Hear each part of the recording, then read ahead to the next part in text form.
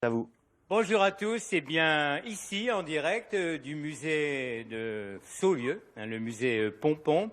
Un très beau petit musée, musée de France, qui va fêter lui aussi demain soir sa nuit des musées. Cécile Zico, bonjour. Bonjour. Vous êtes directrice du musée, un musée municipal.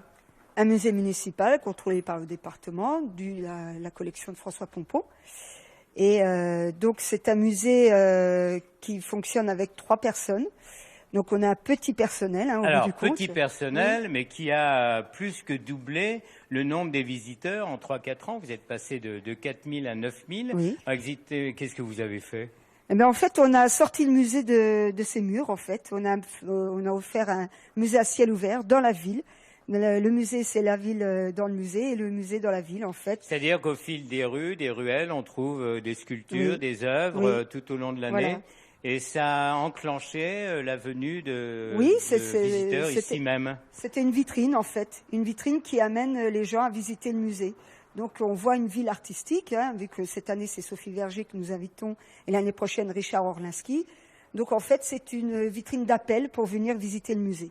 Voilà. Et puis, en même temps, cette envie de diffuser l'art animalier dans le monde, oui. Parce que, bon, Pompon, qu'on connaît, on va le découvrir dans quelques instants, vous battez aussi pour des expositions.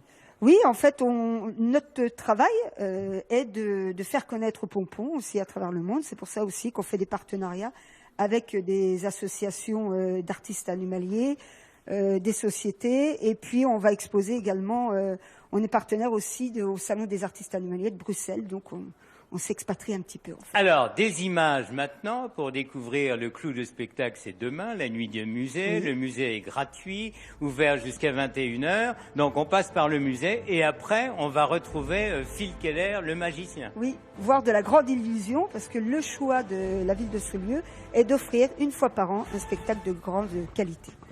Très bien, eh bien avec vous, Catherine Gras, vous êtes conservateur ici du musée, un musée qui existe depuis longtemps grâce à un dépôt normal, parce que François Pompon est né juste en face ici, il est mort à Paris, grâce à un dépôt du musée de Paris. Voilà, parce que François Pompon est mort malheureusement sans héritier, oui. Et il a légué son œuvre et son atelier à l'État français, et c'est le Muséum d'histoire naturelle de Paris qui a effectivement récupéré tout son atelier, et 2 personnalités importantes de l'époque, le chanoine Kir et le docteur Roclore, ont l'un et l'autre demandé des dépôts pour les présenter dans leurs villes respectives, Dijon et Saulieu.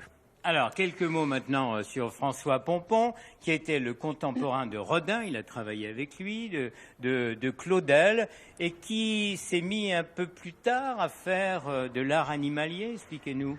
Oui, donc pourquoi. François Pompon, comme tout artiste à l'époque et sculpteur, travaillait la figure humaine, donc c'était un excellent portraitiste, où il a notamment réalisé de très belles figures, notamment la petite Cosette du musée Victor Hugo. Et puis, dans les années 1906, il s'est tourné vers l'animal. Et enfant évidemment du Morvan, il s'est souvenu des forêts, des campagnes de la région, et il s'est rendu à Paris au Jardin des Plantes pour observer les animaux, et il a travaillé sur des animaux exotiques, sur des animaux des cours de ferme l'été dans la campagne. Là, on en découvre voilà. Quelques-uns, mais ce qu'on retient de lui, c'est un peu cette simplification voilà. qu'il en a fait. Et alors c'est un parti effectivement très très moderne à l'époque. On est quand même avant la guerre de 14, donc dès 1906, Pompon choisit de privilégier le volume de l'animal et la silhouette. Et ce qu'il retenait, c'était le mouvement également.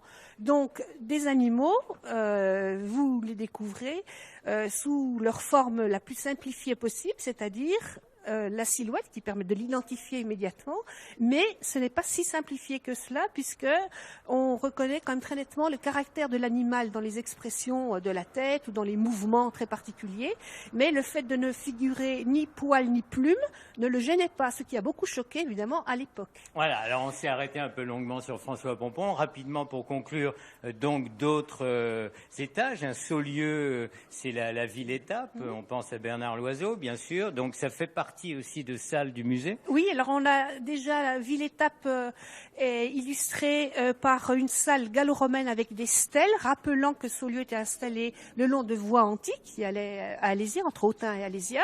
Et puis il y a une salle consacrée à l'art sacré et à l'évangéliaire de Charlemagne, pièce assez exceptionnelle. Une salle d'art et tradition populaire, rappelant les traditions morvandelles. Et puis la salle de la gastronomie dédiée à Alexandre Dumaine et à Bernard Loiseau. Très bien, donc, et on n'oublie pas l'association des amis, mais on en parlera une autre fois. On va terminer avec vous, Verena von Lichtenberg. Bonjour, vous inaugurez la salle juste à côté. Vous êtes artiste peintre, vous avez commencé par des paysages de terre, de mer, des paysages du Nord. Et là, vous venez exposer à Saulieu. Qu'est-ce que ça vous inspire, cette ville, vous qui avez exposé à Tokyo, à New York, un peu partout dans le monde? Effectivement, ce qui me touche extrêmement, c'est cette volonté et cette envie de Saulieu de préserver donc le patrimoine, le savoir-faire, les bijoux anciens, et de vouloir aller vers le futur, vers amener toute cette modernité.